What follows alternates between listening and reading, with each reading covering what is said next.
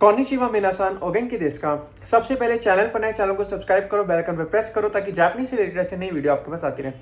अब तुम ये सोच रहे हो ना कि मैं जापानीज बिना अपनी सेल्फ स्टडी से कर लूंगा क्लियर, ऐसा नहीं हो सकता। कुछ पॉइंट्स में समझाऊंगा। देखो, सबसे पहले अगर तुम सोचो कि मैं जापानीज सेल्फ स्टडी से कर लूंगा, ऐसा बिल्कुल भी नहीं हो सकता। इफ यू आर बिगनर, जैसे मान लिया आप एनीमे देख रहे हो, बाकी चीजें देख रहे हो, तो आपको लगता है कि मैं कर लूंगा, लेकिन आप ऐसा नहीं हो सकता, क्योंकि जापानीज में 3 स्क्रिप्ट होती है, हिरागाना, काताकाना और कांजी। इंग्लिश के जैसे 26 अल्फाबेट होते हैं, ऐसे जापानीज के अंदर भी आपकी जो है वो 3 स्क्रिप्ट होती है, जैसे हिरागाना, काताकाना और कांजी जो है, जिसे जो है वो कहा जाता है। अब सबसे पहले हम बात करेंगे यहाँ पे कि किस तरीके से हम जो है जापानीज की कोई नई जो वोकैबुलरी होती है कि नई नई चीज़ें होती हैं, उस चीज़ के बारे में हम यहाँ पे जो हम समझेंगे। और यहाँ पे बात करेंगे कि किस तरीके से जापानीज की नई नई वीडियोस को, नई नई चीज़ों को हम किस तरीके से जो है वो समझ सकते हैं।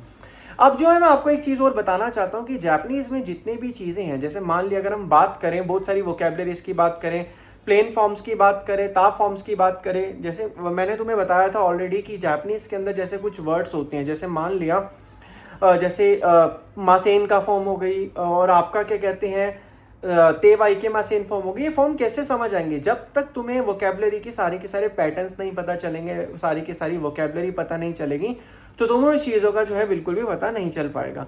अब तुम सोचो क्या कहते हैं मैं अपनी सेल्फ स्टडी से या अपने हिसाब से क्या कहते हैं वो चीज़ें कर लूँ, तो ऐसा बिल्कुल भी जो है इम्पॉसिबल है। उसके लिए पहले तुम्हें जापानीज के बेसिक वर्ड्स जो है वो समझने पड़ेंगे, उसके बाद क्या कहते हैं बहुत सारी चीज़ों को अंडरस्टैंडिंग होनी पड़ेगी। अब तुम ये सोच रहे होगे कि मुझे वर्ड्स भी पता चल गया, मैं किस तरीके से वर्ड को कैसे लगाऊं, उसके लिए तुम्हें पहले पार्टिकल्स भी पता होने चाहिए। अब तुम सोचो कि पार्टिकल्स भी पता लगे, उसके बाद क्या करूंगा? पार्टिकल्स पता होने के बाद तुम्हें वर्ब की सारी फॉर्म पता होनी चाहिए कि कौन सी फॉर्म वर्ब की किधर और कैसे लगेगी। अब अगर तुम्हें यह भी पता चल गया कि वर्ब की फॉर्म किधर और कैसे लगेगी, तो उसके बाद तुम्हें जो है जितना हो सके क्या कहते हैं लगातार प्रैक्टिस करनी पड़ेगी कि कौन से पैटर्न किस तरीके से फिट हो रहा है। इसकी दोक्काई कहते हैं, रीडिंग कहते हैं। जब तुम उस चीज़ की रीडिंग करोगे, उस रीडिंग के अंदर क्या है कि तुम्हें इस तरीके से पता चलेगा, क्या कहते हैं कि तुम्हें पता ही नहीं चल पाएगा कि ता फॉर्म कब लग रही है, ते फॉर्म कब लग रही है। वो लगातार रिपीटेशन और प्रैक्टिस से तुम्हें पता चल पाएगी। जैसे मान लीजिए सिंगल डिजिट में, जैसे मैंने भी बहुत सारे स्टूडेंट्स को पढ़ाया, उनकी कुछ बुक्स देखी, जैसे कुछ अलग बुक देखी, मीना नो नियोंगो, जैसे यूमे बुक है, साकुरा बुक है और मोमो बुक है। मोमो बुक के अंदर एक तरीके से देखा जाए जापानीज के पार्टिकल्स लगे होते हैं, पैटर्न्स लगे होते हैं। तो इस तरीके से कन्वर्जेशन बिल्कुल अलग है, क्योंकि हर एक बुक का जो समझाने का और जिसका जो टेक्सचर होता है, जो कंटेंट होता है, वो बिल्कुल डिफरेंट होता है। तो इसके लिए तुम्हें सबसे पहले क्या करना पड़ेगा? जापानीज सीखने के लिए तुम्हें सबसे पहले स्टेप बाय स्टेप जो चीज़ों के हिसाब से चलना पड़ेगा। अगर तुम स्टेप बाय स्टेप चीज़ों के हिसाब से समझने लग गए, चलने लग गए, तो तुम्हें कोई दिक्कत ही नहीं पड़ेगी। और अगर एक बार ये चीज़ अच्छे से क्लियर हो गई तो फिर कभी डाउट ही नहीं आएगा।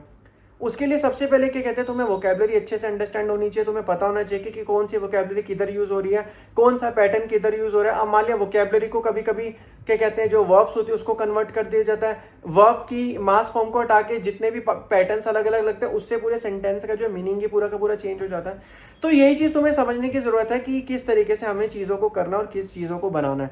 जब तुम्हें ये चीज़ें समझ आ जाएंगी कि कैसे जापानीज के पैटर्न्स की बात करते हैं, जैसे अगर हम बात करें, जैसे हम जापान जाते हैं।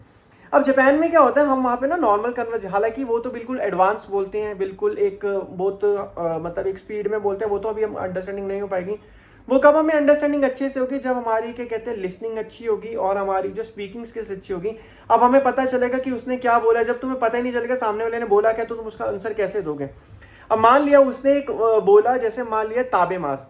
अब तुम्हें ताबे मास का मीनिंग तो पता है, तो क्या कहते हैं कि ताबे मास का मतलब टू ईट होता है। लेकिन अब उसने वहां पे बोला ताबे तेवा इकेमासेन ताबे नाइदे कुदासाई, उसने बोला ताबे तेमो ईदेस। तो वहां पे जब ताबे तेमो ईदेस में, ताबे तोमो ईदेस में उसका मीनिंग बदल जाएगा कि मे आई ईट। ताबे तेवे इकेमासेन डोंट ईट हियर।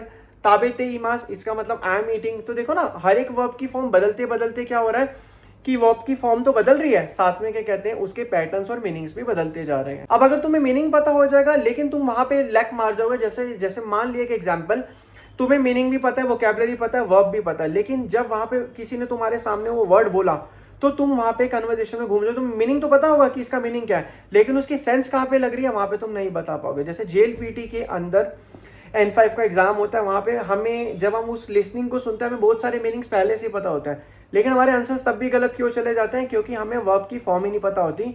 क्योंकि ना वर्ब की फॉर्म लिखने में तो आपको सारी पता चलेंगी, लेकिन जब आप उसको सुनोगे तो आपको वो चीज़ एकदम से अंडरस्टैंड नहीं होगी कि किस तरीके से कौन सी वर्ब की फॉर्म को कैसे करना है, कैसे नहीं करना, या क्या चीज़ करनी है। उसके लिए लगातार आपको जापानीज के एनीमे देखने पड़ेंगे, जैसे डेथ नोट हो गया, नरूतो हो गया, बहुत सारे एनिमेज होंगे, आपको पता ही होगा, तो जो भी एनिमे लवर है वो एनिमे देखते हैं, तो उस चीज़ को देख के तुम्हें एक अंडरस्टैंडिंग होगी कौन सी फॉर्म किस तरीके से बदल रही है, और जब उस चीज़ को आप समझोगे, उस चीज़ को देखोगे, तो आपको चीज़ें अंडरस्टैंडिंग होगी। होप्स आपको वीडियो पसंद आई है। जो जापानीज सीखना है उनको वीडियो जरूर शेयर करो, जो एनिमे देखते हैं। बाकी आपसे मिलते हैं next video. Bye bye, take care, sayonara.